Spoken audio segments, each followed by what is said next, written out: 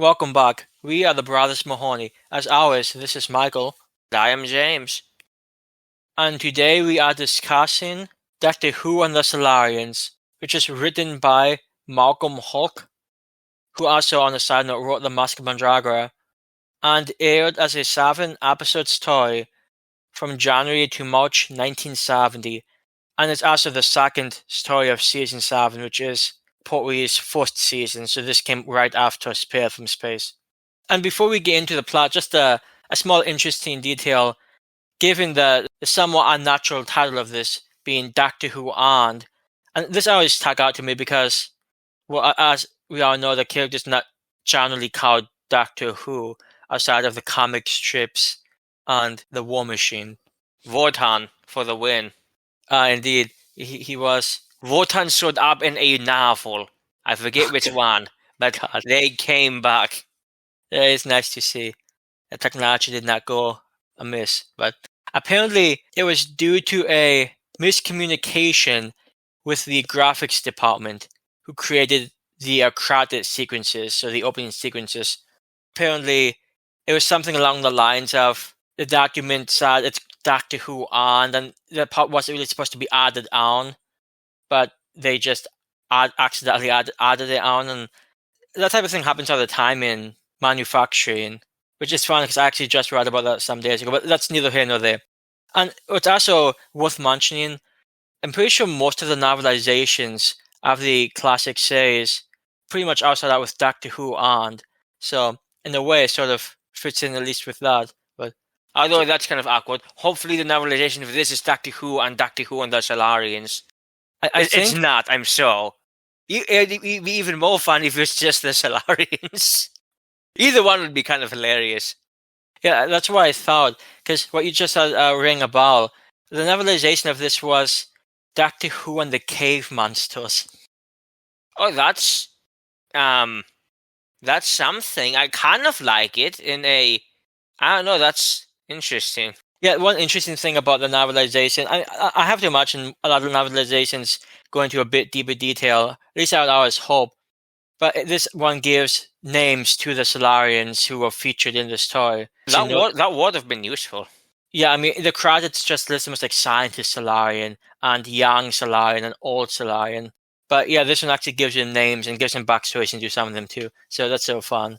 With those interesting notes aside though, did you have to go into the plot of this?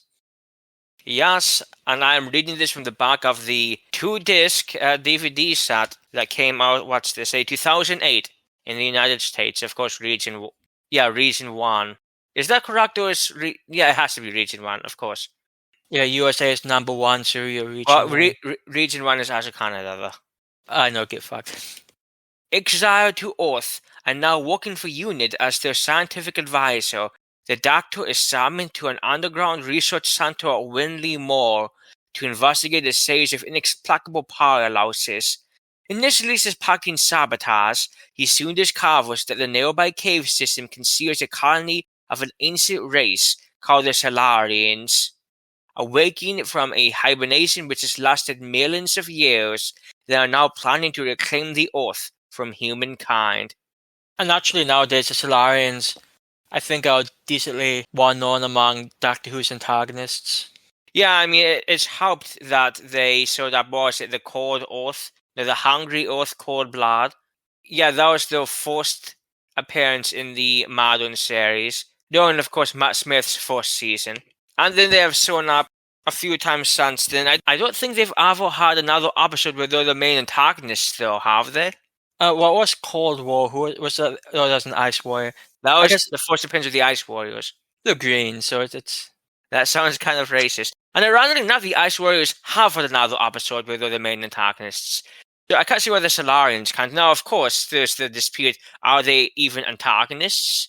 But be that as it may. And this is also a pretty early example of what some people might expect when they get into Pertwee's time as the Doctor. This is a 7-episode story, as I said. Each episode's about 23, 24 minutes, something like that. Yeah, approximately around there. No, I'm not doing the math, but 7 times 25 is more than an hour. These can be quite lengthy stories. And the Third Doctor has a handful of these throughout his time. It gets it gets more tame later on. I mean, he only has 3 7-part stories, and those are just in his 4th season. Yeah, but even some of his 6-part stories feel like 8 parts. So, well, I'm thinking about the Time Monster. But yeah, the Time Monster fought like 10 parts. Ironically enough, that might have been just a 4-part one. But no, I do actually remember that might have been a 6-part one. I just don't know. But yeah, this one is a longer story, but it doesn't feel, at least to me, it doesn't feel like it's particularly long. It feels long, but it seems like it's moved pretty well. I think the pacing's decent. They take a bit of time to sort of set up the scenario. Like, we don't see a Solarian, at least we don't see the Doctor interact with a Solarian until, what, like 3 episodes in? If not 4, it's probably 3, but yeah, it took a bit. And I really do appreciate that. That's something that they can't really do nowadays. And plus, unlike a lot of Pertwee's things, I didn't feel like this one had all that much padding. Yeah, pretty much every scene, at least to me, seemed to play a part more than just trying to fill up some time. But yeah, there's no chase sequences at all. That's actually true. I mean, there was a cow sequence during like episodes 2 or 3 around there. Yeah, but no extended chases. So this is before Pertwee hit his prime. But it would be, yes. This one had a somewhat bigger cast. Naturally, we have Jon Pertwee with Liz Shaw, played by Caroline John. We also have the ever amusing Brigadier, played by Nicholas Courtney. Then with a bunch of side characters, most of them doctors. Dr. Lawrence was played by Peter Myers, and he's sort of the heart of this nuclear research facility. He's a interesting character, especially later on. He's a good guy. But yeah, he's very high strung, to put it lightly. He was not quite in the Doctor's fan base. There's a Dr. Quinn, played by Fulton McKay. And so it's fair to say that some of these people don't last necessarily the whole 7 episodes. Just the nature of some of these stories. They can, I mean, when you have a 7-episode long story, you can allow some characters to maybe not make it all the way through. But Dr. Quinn was fun for a while. Thomasin Heine played a Dr. Dawson, who was Quinn's assistant. Playing the head of security of this research facility was Norman Jones, who, amusingly enough, later goes on to play Hieronymus in The Mask of Mandragora. Yeah, and I believe his character's name is Baker. Yeah, although in the novelization it's Balke, on a completely random side note. That is unusual. But, okay, as you say. And then lastly, and this guy didn't pop up until like the last 2.5 episodes, but this character of Mastos, played by Geoffrey Palmer, who's like the undersecretary to the Minister of Science. And he becomes sort of an important character, but he pops up here, and it's just odd. I mean, you have a bunch of people here. Dr. Lawrence wants his research facility to get back into gear and, well, keep going with research. Quinn has his own goals. The Masters gets involved with the government. Of course, the Brigadier's here because of security concerns. It's just a mess. No, it was great. Like, every side had their own angle that they wanted to work on, and they just had to kind of, I'd say work together, but they really never did get you that point. I mean, Dr. Lawrence begrudged units' presence there the entire time they were on the facility. He did not like the Doctor at all. To be fair, the Doctor did exactly try to make himself likable. Nor did he like the Brigadier all that much either. I believe he said something to the effect of, how am I supposed to get work done with you military brutes around my facility? Said in a much better way than I did, but something along those lines. Yeah, I mean, it's fair to say that both the Brigadier and this incarnation of the Doctor, neither one is particularly woman-cuddly. No, that's quite true. Though I also don't think, and to be fair, I also don't think Dr. Lawrence is the type to take to woman-cuddly either. No, I was about to say, wait, I mean, it's not like, I don't think he would like anybody. The only person he would like is somebody who is completely subservient to him, it seems. Yeah, he's such an interesting personality. But yeah, this whole thing is sort of fun. It takes place in like an underground nuclear research facility in Wanley Mall. And a lot of it takes place underground, naturally, which is a sort of oppressive, and at times the atmosphere is like a base under siege. It never quite reaches that level of, I guess, intent. But we also see the malls proper at times, and it's just a fun location. Yeah, especially in the first couple of episodes. Pretty much afterwards, they're almost entirely underground or in caves. And we Or also, in London. oh, that's true. Aside from being the first appearance of the Silurians, we also have the first appearance of Bassi, which is a Vigo that actually I'm not sure if he spoke about in the Three Doctors, but it was there. Joe liked it, and this is the first appearance of. It's not as cool looking as a Whomobile, but Jesus. I know Bassi can only dream to be that beast. I mean, I hate even saying that. The Whomobile only showed up in one story, right? I just remember what it looked like. I can't remember where it actually showed up to be I entirely think it honest. was Invasion of the Dinosaurs. Ah, that sounds classy. We have only seen that one once. Hey, that one's actually 6 episodes. Speaking of that, have we seen this one only once, or have we seen this one twice? I feel like this is one we've seen twice. Although the story is so classic that maybe, I mean, once you've seen The Hungry Earth Cold Blood, maybe it feels like you've seen this one twice. Because they're very similar beats on the whole. Yeah, if you look very closely at this one, you can almost see a crack in time too. That'd be frightful. Well, yeah, imagine them trying to do that type of thing back in the 70s, or 80s. But as the Doctor is working on Bassi, he does recite some classic poetry in the form of the Jabberwocky, which is nice to hear. Yeah, that was Lewis Carroll, right? That it would have been probably. I always appreciate Slithy Torves, though. I mean, Yeah, this he has a only good singing voice. Like we just recently talked about Gatwa's singing voice. Pertwee's wasn't too bad. And funnily enough, this is 2 stories back to back with Pertwee sang because he was also singing in the Sari in Spared from Space. That's true. Relating to that tattoo that we mentioned in Spared from Space was also seen in this one. I think it either episode 6 or 7, we see that tattoo as he's fixing some machine type thing. And that was really fascinating too because the Doctor, of course, the third Doctor liked to dress up very fancy. But during that scene, he was just in this white t-shirt. And I don't remember what type of pants he was wearing, but he just looked like a common working man. It's so strange to see what he looked like there compared to how the Doctor, this one especially, usually looks during most of his appearances. I do remember, I think it was the Green Death, but there is an episode later on, a story later on, where he dresses up as a maid. And yeah, see, you remember that a lot more than I do. I don't really remember that part. I'll take your word for it. It's pretty classy. We will get to it when we get to it. But those are fun times. But yeah, the Doctor usually has a very fancy style of dressing. But yeah, he just looked like a common working guy there. As you can imagine, he probably didn't feel much in the way of being humbled. I mean, does this Doctor awful? Yeah, I would imagine that. So, I mean, there's a lot going on in this story. Some of the scientists at this research facility sort of have a alliance with the Silurians. It's not like an anti-human alliance necessarily. It's just that they were to advance their knowledge of science in the Silurians, who had a civilization, like 200 million years ago? Something to that effect. Yeah, 200 million. Yeah, 200 million years ago. And the Silurians then went into hibernation, and they came out of hibernation, and well, here they are today. Some of these scientists have sort of an alliance with the Silurians to learn more about scientific advances that they could take use of. And one of these happens to be, spoilers, Quinn.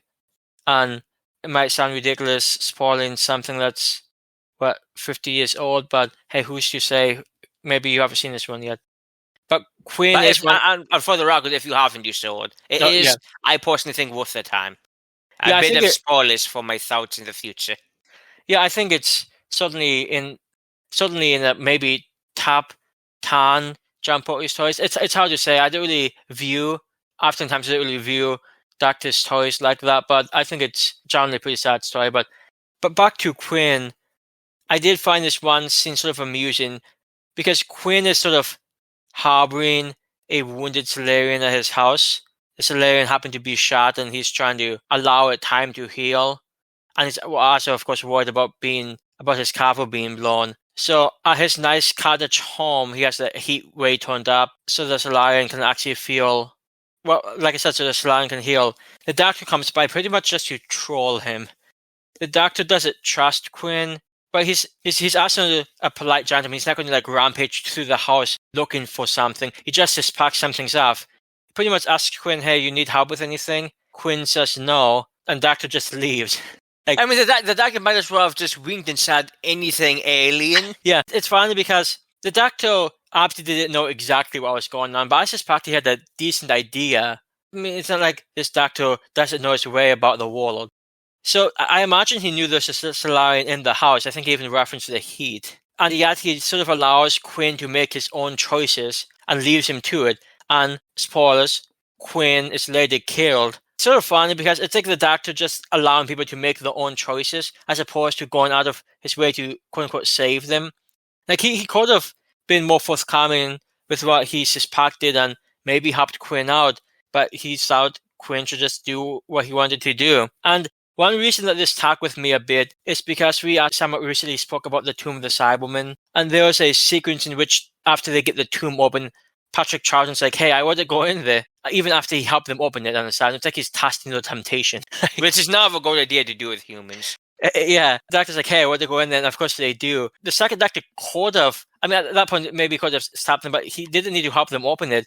And it's just a sort of same thing, like, hey, you make your own bed and let's see you lay in it. And I think it's sort of an interesting thing that I feel like not necessarily people think about with modern Doctors, though certainly they do it at times. It just seems sort of not necessarily a laid back approach, but more like a, hey, you do what you do and I'll jump in if I need to. I guess in this situation, just didn't need to. And wow, there goes Quinn.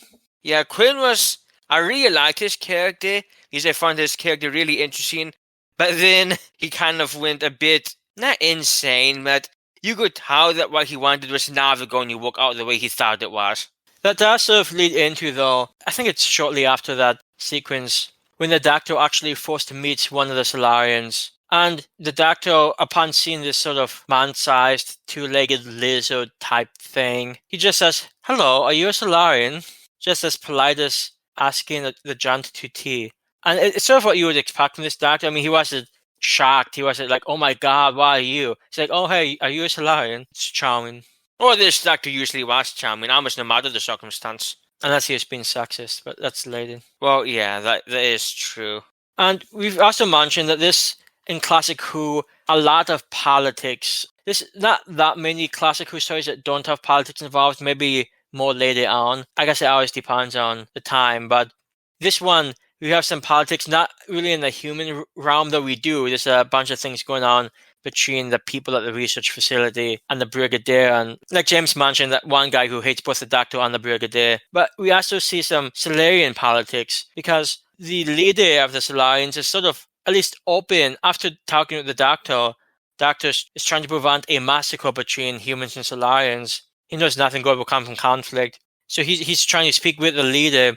And the leader, after talking with him, is seemingly open to the idea of, hey, maybe we can find some type of way to coexist with humans. I mean, the initial idea was that Silurians would take back control of the Earth, because at the time, 200 million years ago, they had the Earth. And suddenly there were apes, but the apes weren't intelligent. And of course, those apes later became humans. Unfortunately, now the Silurians got the message. This is one Silurian who's particularly aggressive, who just keeps calling human beings apes. Talking as though the apes have no society and no structure and no culture. Well, he was hilarious. He was one of my favorites. Well, one thing I really like about the Silurians, and people can make fun of the costumes and say, oh, hey, they look great. I like the hand motions and the movements. It's like every time they talk, the arms sort of move with them, and they have a lot of character to them and feeling. How many times did the Silurian say he was going to destroy humans?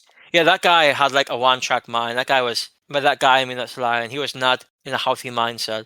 Although I'm not going to say he redeemed himself, but he very much surprised me at the end of his story arc. Yeah, that is true. He through events that we're not going to necessarily get into, he does eventually become leader of the Silurians, and he actually acts like a leader. In a way, he sort of, it's not as dramatic as going down with the ship, though it's comparable, but he actually acts like a leader, and yeah, it's sort of fun. It's not redemption, but it shows that there's a little more depth to him, and I appreciated that. He's not like a one-note villain type thing. We mentioned before that Dr. Lawrence is perhaps one of the more interesting characters of the story, certainly one of the more memorable ones. And it's partially toward the end where things get a bit out of hand, because the Silurians, at least the aggressive Silurian, who was sort of working with the scientist Silurian. I sort of wish that Silurian in question wore a lab coat or something. That would have been amusing. That would have been amazing. This is a fun image in my mind. Like, all the other Silurians are just to say, oh, this one guy's in a lab coat to indicate he's a scientist. I'd like that. I'd pay for that. I mean, Yeah, did they give the one guy a lab coat in? Maybe I'm just imagining that. I feel like they did distinguish visually, though, the scientist Silurian versus the military Silurian in a code. yeah, in Hungry Earth Code, but I have to admit, I don't remember a ton of that story. Oh, see, I've seen it like 5 times. Oh, I've seen it like twice, maybe. I don't know. That's people are always like kind of, oh, that one's not very good because one, it's a Chibnall episode. Is this also just like a rehash of this one, pretty much? I mean, now that you mention it, yes, that is kind of what Chibnall does, but I still think it worked out pretty well, considering. But yeah, we'll get to that one at some point. But I could certainly imagine New Who doing that just to make it, I guess, more clear. Like, they can expect the kiddies to look at these 3 Silurians. Hey, mommy, which one's a scientist? Oh, it's that one, darling. Dr. Lawrence unfortunately gets infected by a virus that the scientist Silurian unleashes on humans. The idea is these people are not willing to work with and coexist with the humans, or the apes as they call them. They want to land back. So they release a virus hoping to wipe them out. It's a classy idea. I mean, it almost works, except the doctor does not rush until he's able to figure out how to cure this disease. And it also helps that the leader of the Silurians at the time was able to give the doctor a sample of the disease they put out. Yeah, it was a sample of the disease so they could potentially find a cure for it. But Dr. Lawrence contracts this virus. And to put this in modern day perspective, like, toward the end, he came across to me as like a major anti-vaxxer. And I know this is one of those controversial New Age topics that might get this video kicked off YouTube, but anti-vaxxers are idiots, which is naturally just my opinion, but it's also the opinion of science. And by opinion, we're talking about facts, so come at me, bros.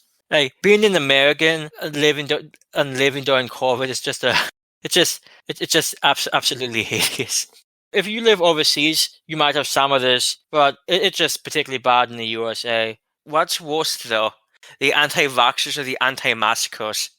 I think the anti-maskers are even stupid. And yes, I know they're mostly usually the same. Yeah, I thought the anti-maskers are even stupider. Oh, no, I feel the same way. And it's a type of thing. And we've mentioned before, we live in Indiana, which is sort of the middle, well, not quite the middle, but it's in the Midwest. And it's a somewhat conservative state, and there was a bunch of these people at the time who just would refuse to mask or just refused vaccines. And it just... I mean, we had a libertarian running for governor who got, 11% of the vote? 11.4%.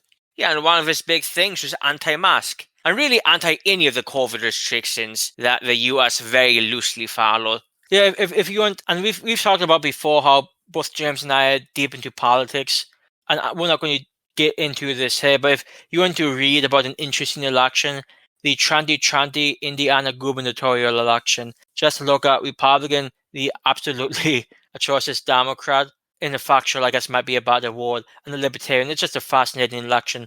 But my point was pretty much Dr. Lawrence, and this guy's a doctor, honestly, and I don't know what he's a doctor in. It may just be administration-related things. Yeah, I'm not sure. He's probably a physicist or something. Oh, I mean, yeah, I guess they would generally put a non-physicist in charge of something like this, but... I get it, he's not a medical doctor, but this is a discussion that he has with Liz, and like, he's complaining about how his establishment isn't working right now. Like, there's no one's working. It's at a standstill. His staff, people in his staff have to deal with compulsory injections. And Liz is like, well, you've had your own injections, haven't you? And he's like, no, and I don't intend to. And he goes on to say that, why should he waste his time having useless injections against an imaginary epidemic? And you can see why the whole COVID time came to mind after that line. Yeah, no, especially after he says, I will admit nothing, there is no epidemic. Yeah, I feel like that's an admittance, but yeah, it's fun, especially from a modern day lens. And on the side note, the episode 6, it felt sort of like a black sheep of the story, because it dealt primarily with this potential plague spreading across not just land but the world, because there's also some cases of going abroad. And It's a really tense episode, actually. I think it's pretty fun. No, and it's also interesting because in that one, the Doctor and Liz, and of course Liz is also a doctor, are trying to construct a cure for that disease. So they're mixing all of these different types of medicine together to try to figure out what will stop this certain strain of disease. And it never exactly says how long the doctor's doing this, but I get the sense he was doing it for at least a day. Maybe not a whole day, but it seems like he was up a long time because he actually gets snappy with Liz at one point when she tells him that he should rest. And it's interesting because I don't think, I know that other doctors would do this, but it's just so hard for me to imagine somebody like Matt Smith stand in one room for 8 hours trying to make sure he can find the cure for a disease. It's hard to even imagine Tom Baker do this. Although I suppose in Magic Mandragora there was a sequence where you just see Tom Baker, read through a book or look through a telescope? I think he was doing both. That was not the most exciting sequence I've ever seen on a side. No, it was kind of interesting, but... It was interesting, but bruh. Like, at least... Yeah, I mean, this was much better than that, I think. Speaking of the Doctor, there's a line here that I thought was definitely worth highlighting. As he and Liz are trying to mix together all of these things and trying to come up with some type of cure for this, he says, quote, "I'm beginning to lose confidence for the first time in my life, and that covers several thousand years." Now, astute viewers might remember, I think it was back in Tomb of the Cybermen, when the second Doctor was talking to Victoria. He mentioned that he was around for 150 years old. And this is, maybe 15 stories later. And he is apparently several thousand years old. What I suspect is that the Doctor's been up just way too long. He's just adding a couple thousand years. I think that's the only way to really make sense of this statement. I mean, we know, of course, from modern days that there was the whole timeless child thing, but the Doctor is, of course, unaware of that. So that should be of no concern to him, basically. Yeah, and that's one of the things that is understandably not much in the way of consistency of, but it's always sort of amusing to me. And I guess the last thing I really wanted to touch on was how this one concluded, because after the Doctor sort of able to trick the Silurians into, I guess, pretty much leaving the humans alone for the time being, he tricks them back into hibernation. It's not quite the end of the hostilities, unfortunately. No, and I'll point out there was a pretty good trick on Portwee. I mean, it wasn't even really a trick. He actually did do what he told them he did. He was just able to fix it. But of course, this is the military, and while the Doctor might be the scientific advisor of UNIT, UNIT is a military organization, and the Brigadier decides it is in his best interest, especially considering the Doctor's desire to get a lot of scientists in here to start looking through the Silurian things they have around, to start trying to figure out what they have going on with their science. The Brigadier very cool-heartedly decides, no, I don't want that, I'm just going to blow it all up. So, as the Doctor and Liz are driving away, the Doctor gets into some car trouble. I'm not a mechanic, I don't know how cars work, I have no idea what he was doing to fix it, I don't know what was going on there, and plus it's an old-fashioned car as well. But because they had that car trouble, they were still there in time to see explosions go off around the moors, because the Brigadier just destroyed the entire Silurians that they knew of. What's particularly striking about that scene is that the Brigadier didn't tell the Doctor he was going to do this. He was trying to usher the Doctor out of it, trying to get the Doctor away so he can take care of this, presumably without the Doctor arguing with him. I mean, he knew the Doctor was going to find out at some point. The Doctor was literally bringing other people back to help research the Silurian culture. Yeah, and it's funny because he also obviously knew the Doctor was going to disagree with him. So I guess he just takes the quote-unquote easy way out, tells the Doctor, hey, you have a very nice trip, Doctor. He was so courteous, even the Doctor was confused. Yeah, I think he found out why. But yeah, the Brigadier just sort of bombing the Silurians. As far as the Brigadier knows, sort of committing the type of genocide. Yeah, because at this point, they all knew they were an intelligent species. It's not like they were some kind of insect. I don't know, is it technically genocide if you kill all of the insects of the same species? I don't know, I'm not sure. I'll just say yes. But either way, they were an intelligent species. And the Brigadier, I don't know if he even got any permission from anybody higher up in the military either. I guess UNIT is kind of its own thing. They don't really need to answer to anybody besides Geneva. And yeah, he just blows them all up. And the Doctor was not, he was not happy, but in a very kind of low-key way. more of a shock than anything, really. And it actually sort of reminded me of the final scene of The Green Death. Oh yeah, that's what it did remind me of that now that you mention it. Yeah. That was a very surprising ending to that episode. It's sort of just a somber conclusion. And yeah, it just and you see it coming. I mean, throughout the story, the Doctor and the Brigadier argued about what the right way to deal with the Silurians were. So it's not surprising it came to that. But the ending was quite somber in its approach. Yeah, and of course, because they don't have all the time in the world, the story ends just with the Doctor continuing to drive off, and that's how it goes. Then the credits start rolling.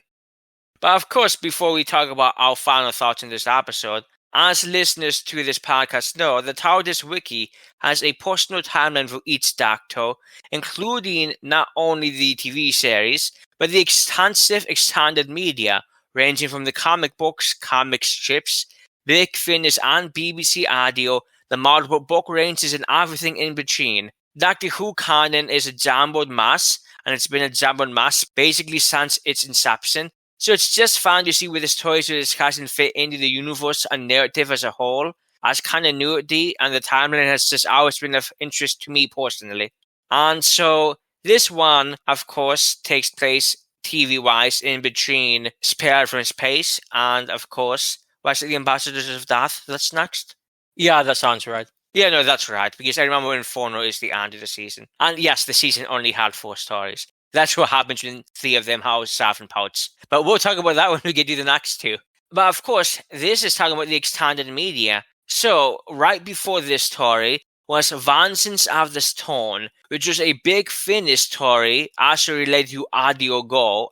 We do not own this one. It came out 2013, of course, featuring the Third Doctor. And it was in the Destiny of the Doctor series, which was, I believe, in the 11-part series. I'm not sure if I was trying to tell a cohesive story. Point is, each part was a different Doctor. And so this was a third part, Vengeance of the Stone. And like any Third Doctor audio thing, it looks intriguing.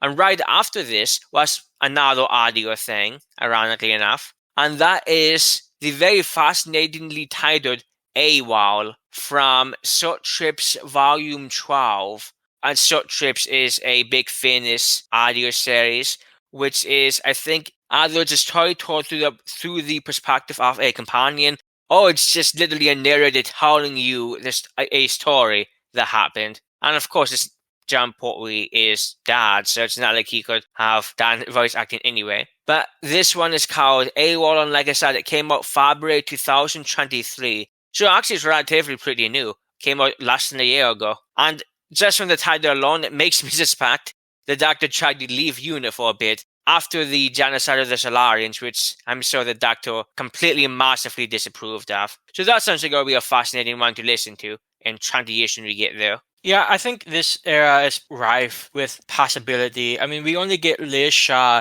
in 4 stories. And I know there's a bunch of extended media featuring Liz Shaw. Yeah, we even, I believe, have a novel featuring her. Yeah, I think it's The Eye of the Giant. That sounds right. Yeah, so I know there's a bunch of extended media around not just the Third Doctor's time as a whole, but his early days with UNIT and with Liz Shaw still around. So I definitely think that sounds fun.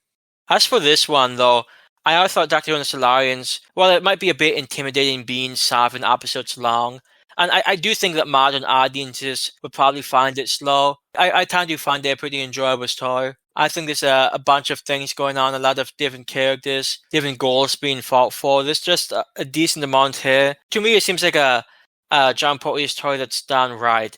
It's not too drawn out, which admittedly I guess is debatable, but it seems to me it has a pretty good pace to it. Silurians are fun, good internal politics. It just seems to have a lot of strong elements. And not only do we get the humans dealing with politics, we get the Silurians dealing with politics. It's 2 for the price of 1.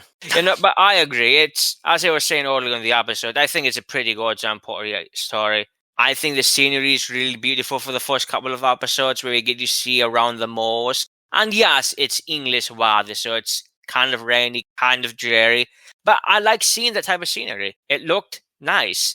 I mean, I think it would have looked strange if it was our sunshiny. And the Doctor was completely fun in this one. He had a lot of quotable lines. Michael, just name one of the quotes from the set you found. Yeah, I think the one that I think best encapsulates this Doctor on this time is early on when the Doctor is working on Bassi, and Liz gets an urgent message from the Brigadier. The message is that the Doctor and Miss Shaw shall report themselves forthwith to Wanley Moor. And the Doctor replies, "My dear Miss Shaw, I never report myself anywhere, particularly not forthwith." Which completely fits with this Doctor. Yes, he works with UNIT, but he's not someone who they're just going to command around. I could just see Brigadier trying to command the Doctor to do something and the Doctor just staring at him. Yeah, I mean, and the Brigadier does command Liz around, because Liz does work with the unit. And at one point, the Brigadier just snaps, like, "Miss Shaw, you work at unit, you will do as you're told." And then she does as he's told, because there's not much he can say about that. Yeah, he doesn't quite have the same control over the Doctor. So the Doctor's just great throughout this one. He's snappy. He annoys everybody who doesn't know him. Yeah, he's just a really fun character. And just over this is a really good story. Yes, if you've seen The Hungry, Oath, and Cold Blood, it might feel a bit familiar to you, maybe a bit old hat. But yeah, I think it's just a pretty good story. Yes, I'm sure they're about the Jon Pertwee ones. Maybe even, I don't know if I call it. It's how do you think of the Three Doctors as a Jon Pertwee one when, of course, it has the Three Doctors? Well, I mean, and there's also the thing that it's just so nostalgic to us that it's sort of hard for. It's like Laugh or I Don't Have to Laugh being by Bright Eyes. I mean, do you really think of that as a Bright Eyes song? Because I know I don't. It might be a strange comparison to other people, but the same idea.